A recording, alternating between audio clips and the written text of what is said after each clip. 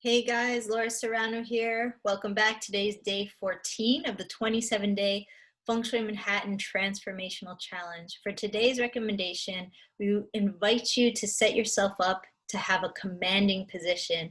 And what this means on a very practical level is that you have a clear vantage point of any entryway that leads into the different areas of your home, especially the front entrance. The top 4 rooms that we always recommend to have a very solid commanding position, if possible, would be the bedroom, the office, the front entrance, and even the living room.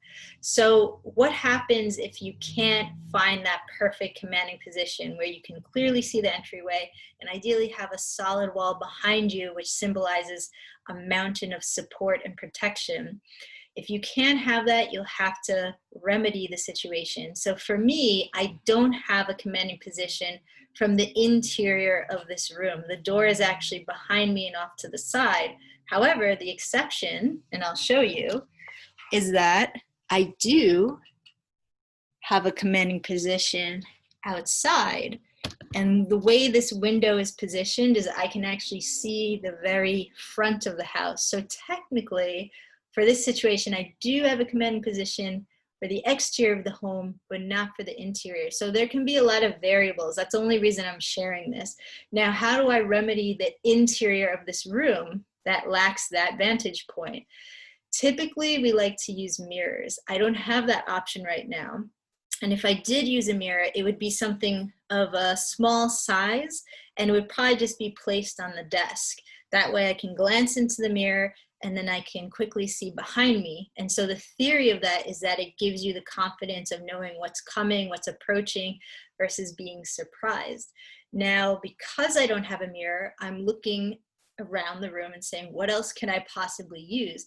And in this case, I'm actually able to use the artwork that's on the wall. The reason for this is because it has black and white colors. Now, the white color doesn't help me much, but because there's a black background and it's framed in glass, that now becomes my reflective surface. So I'll just show you very quickly.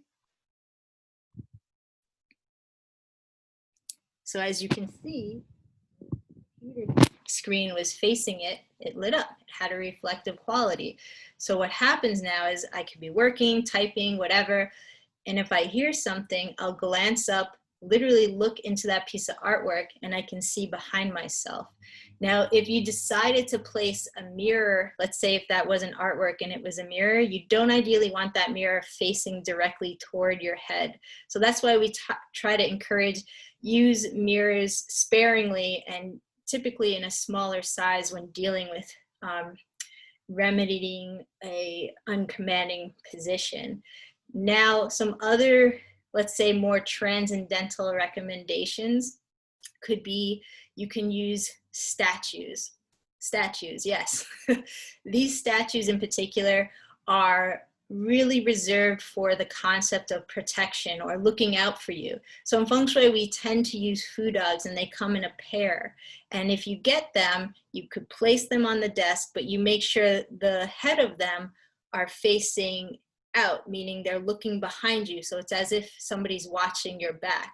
If you prefer not to use fu dogs and you have your own practice of spiritual belief or beliefs in general of different symbolisms or statues, you're more than welcome to adopt them into the space. Maybe it's a particular animal like an elephant, or maybe it's an archangel. So that becomes a personal, honestly, a personal conversation. And then the last way you can help remedy this is if you wanted, if a door is available for the room that's being entered, some people might even hang some type of bell.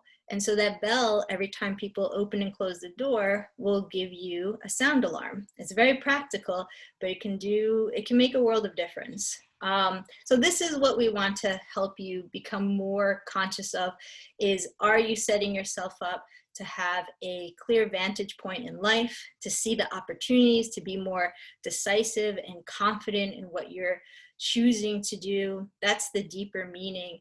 And then now you have a roll call of how you can begin to assess and possibly remedy not being in a commanding position. And that's what I have for you guys today.